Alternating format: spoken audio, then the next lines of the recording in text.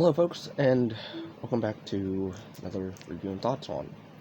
Now, go off on, just to start this out real fast, let you guys know, I did do a commentary on this movie. Now, the problem is, it's blocked worldwide on my channel. So, I posted it onto my Patreon for free. So, you guys, if you want to check out my commentary on the whole movie, it's up there on my Patreon. It's the link down below, up there for free.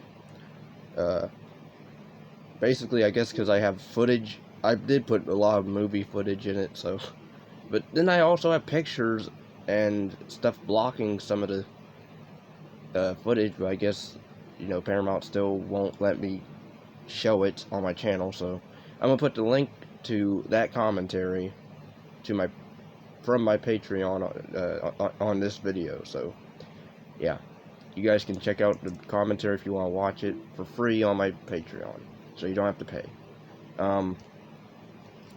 Also, I did do a mini review in that video, but I decided I wasn't really happy with that one because I did it like really fast because one, it was like 6 or 7 in the morning when I was done after the fact with the movie, and then I had to edit it, of course, after the fact as well. So I'm gonna just do a full-on review of this one real fast. Well, not fast, but I want to do it justice a bit. So yes, Jason Takes Manhattan, part 8. Now it's directed and written by Hedden or Hedden, who is this was his directorial debut, and it shows. This one gets a lot of bad reputation for false advertisement of the title. He Takes Manhattan, not really. Like, he's in it in the last, like, maybe 10-20 minutes, maybe 15. Because this Rob guy, the director, writer, he had ideas of what he wanted to do, but of course the studio didn't let him fulfill most of those ideas, so he had to cut a lot of stuff from the script, which sucks. And the characters, get down to it, the characters aren't really anything to run home about. Like, maybe I didn't really care for any, but I mean, I liked Rennie a bit, but then I don't like her connection with Jason, but then it's not really a connection, but then it is. Because then I can understand, is she a telepath? Does she have telekinesis? Well, not telekinesis, but can she, like, see into the past or something? Because then she sees Jason as a child throughout this movie, and he still wants to kill her.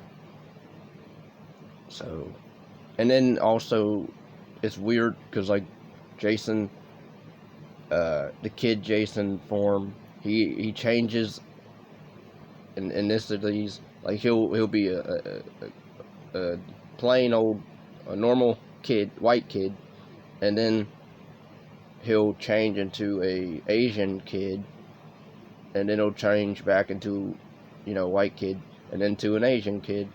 So I didn't understand that. What was it? Her interpretation of him at different times in her mind, maybe. But then, so I don't know about that. You have a character, a video camera guy who is just basically a simp for this one chick who's a snob and a rude girl, and also her friend Kelly Wu, I believe is the actress's name. I didn't care for her character. No, I shouldn't even say I liked her. She was fine. Like, everybody in this movie just either does fine, not amazing, but just okay acting. The guy playing Julius, who's like the black guy of the group, the boxer, I didn't mind him really. He was smart at first, but then he does stupid stuff up to his,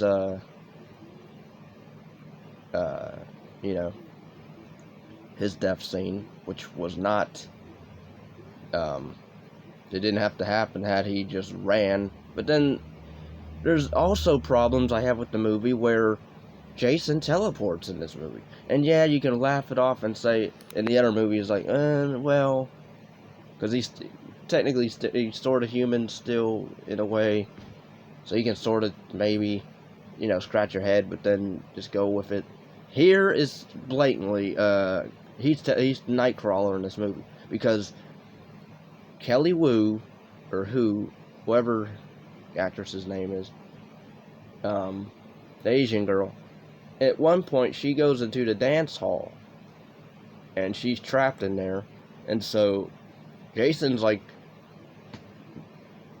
at the door, like right here, and then she turns this way, and then he's over here, and then she turns again over here, then he's over here. So and then even the uncle, I believe, is the guy at our lead girl Rennie, played by Jensen Daggett.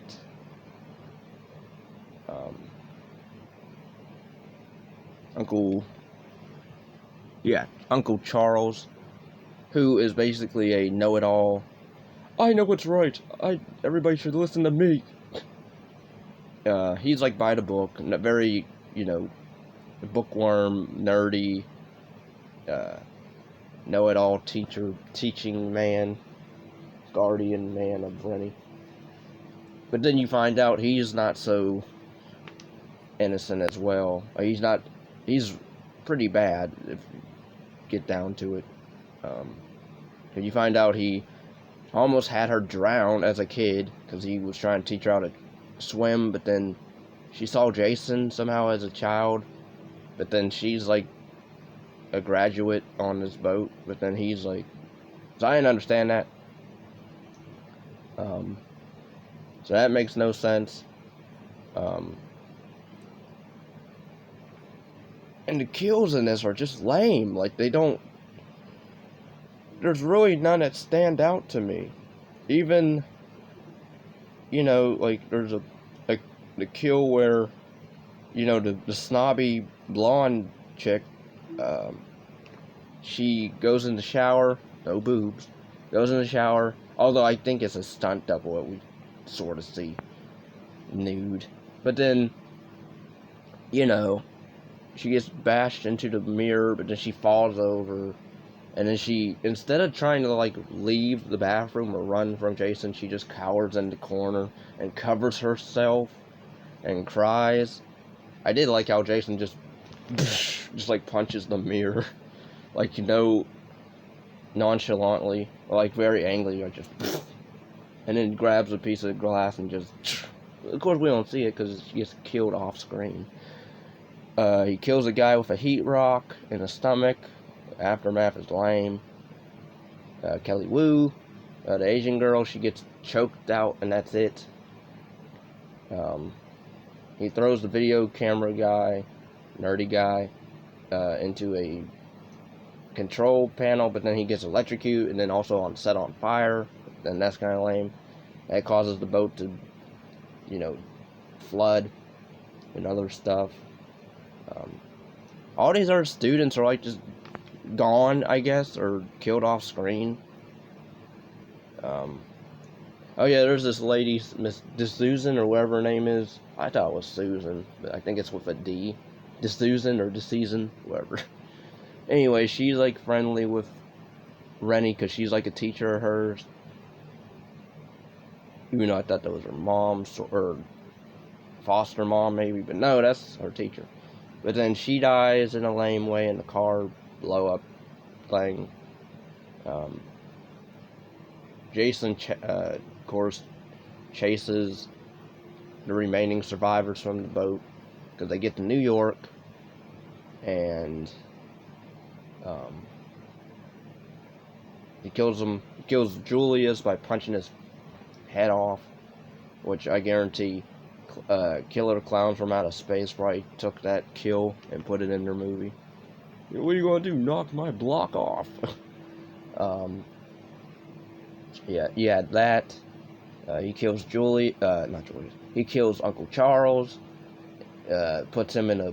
At first, what he does, he runs in this building. Jason's clearly behind him, but yet somehow when he runs in the building, we don't see Jason enter this building, but somehow he's already in the building, and he throws Charles out the window, and he survives. And then he grabs him and puts him in a container of toxic waste. And also, I guess chuds are in this town, or created every single night, because the tunnel man or worker down there, when Rennie and Sean, the captain's son, because it's just those two that Jason is after now. Which I'm like, you're in New York, Jason. How about you start killing all these random other people? Like, you could have killed the one chick that was standing in front of you on the bus. I mean, on the train. Like, he just shoves her to the side because he's after Rennie and Sean. I'm like, what? Like, you can kill so many people on here, but no, you don't want to do that. You're after those two. And then I'm like, what? Well, what's the end game? Because after he does that, what would happen? What's he going to do? Is he going to focus on other people then? But, and the way they kill Jason's kind of lame. Or he gets he drowns, I guess, by toxic waste, or gets melted, but then he transforms back into a kid. And he's like, "Mommy," because he cries out for his mom. And then he pukes out water, which is kind of gross. The makeup on Jason I didn't care for, really. Like, it's not horrible like a lot of people claim. I can, deal with it. I thought it was more creepy when he was walking more like a zombie through the tunnel, at least to me. I don't know, like the way Kane Hodder plays Jason in this. It's fine. Not one of his best performances, really. And then you have a rock chick who plays guitar all the time. She gets killed by teleportation Jason when somehow he's already up here, because she runs down the stairs and then he's already down the other stairs. He's already downstairs and ready to hit her with the guitar. So, yeah, there's a lot of teleportation in this. The editing for that is terrible, and you can tell this is the first time director. I didn't even know this till I read it. But yeah, the guy that did this first, like, I don't understand. Did you not, like, watch the other movies? Or, like, all they do is say, oh, he drowned as a kid, and then murders happen, but then they don't go into, and then like, even at the opening, like, I thought it was sort of okay, because he just killed, like, these two random, I didn't like how they resurrect Jason in this, because it's a recycle from Jason Lives, where he gets electrocuted, or electricity brings him back to life underwater. And so then he goes on that boat, and on that couple's boat, and kills them, and then he's on to this graduate's boat, which I'm like, how'd you even sneak through all these people? Because everybody's already getting on this boat, so everybody has to be getting settled in, going through hallways, yet he's, stealthy and not being seen. So I don't know about that. But yeah, what can I really? Oh, I do love. I love the opening song and the end credit song. The darkest side of night, or darkest side of the night, or something. But yeah, I love that song. Overall, the movie is a time waster. That's what I said in my commentary of it. It's like just a time waster, really. Because the movie is very boring when you get down to it. Like, lame kills, characters you don't really care for. A weird thing they try to do with the lead girl, Rennie, and Jason, she sees him as a kid, but then he still tries to kill her. So I guess we get maybe Rob Zombie saw this movie and put it in his Halloween 2. And then also, the editing in this is a bit atrocious with, again, the teleportation of Jason. Like, that's way too much to not mention. But I don't hate the film. I can't say I hate it. Is it one of the worst in the franchise? I mean, there's not really a bad movie in the franchise, at least to me. I like Jason X for what it is. I think it's a pretty fun movie, pretty good movie. Jason Goes to Hell, that's my favorite. That would be, I guess, maybe number 2. Part 3 would be my number 1. And then there's the other ones. I do like Part 6, Jason Lives. Even the last movie that came out before this, Part 7 with Tina. I didn't mind her character. Also, that would have been interesting had she reprised the role, because I read that her and her husband co-wrote a screenplay for Part 8, where it was Tina in the asylum or something, and then there was another script of a co-star from the last movie also wrote a screenplay where Tina was like a psychologist for troubled youth or something, or she was some type of doctor. But of course they didn't want to go with that. They decided to go with this guy because he did an episode or a few episodes of Friday the 13th TV series, which I'm like, really? You get that guy to do whatever? He can't set up atmosphere. It's not really scary like the other films or after this. I mean, you really, after this one, like, they stopped being part so-and-so. Like, they're all either Jason Goes to Hell, and then Jason X, and then Friday the 13th, 2009, of course, the remake. I actually don't mind the remake, or at least elements of it. I don't like the ending to that movie, but, you know, it did try to do something different with Jason, where you had him living in the woods, actually. They tried to expand the idea of Part 2. People didn't like that, I guess. Don't like change. But yeah, Jason's look in this, I don't care for. Like, it's not bad, but I don't know. I don't know why we couldn't just stay with, Part 7's look, where he was, more skeletal. You saw, like, his skeleton in the back, and I don't know. Oh yeah, I believe there's one scene where I think it's when Rennie is about to get, because she gets doped up by this gang member. He sticks her with meth or whatever, needle.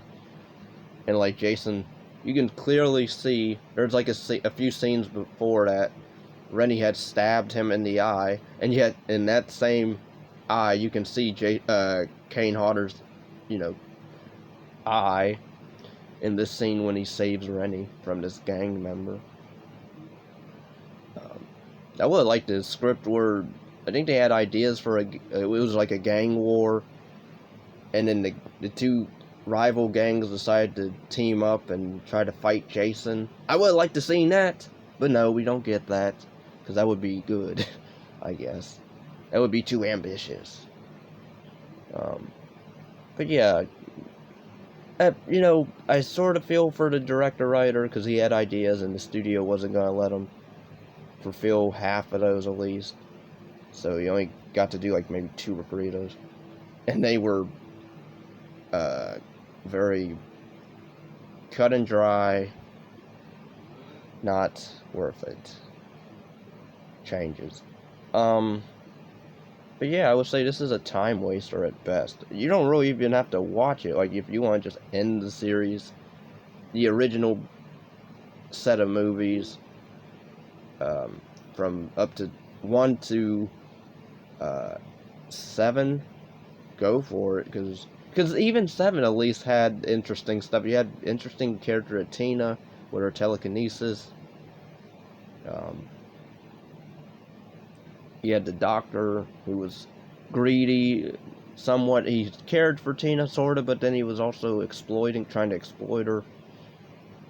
Although I will say that movie is guilty of no gore, but I can't really blame it because it was being very dictated to by the MPAA at the time, so I can't really hold that movie criminally too much. Can't really penalize it. Yeah, this movie is just a time waster at best. So yeah, hope you enjoyed this review and thoughts on this one. I will get to the other ones when, who knows. Let me know in the comments what your favorite in the franchise is and what your least favorite is in the franchise.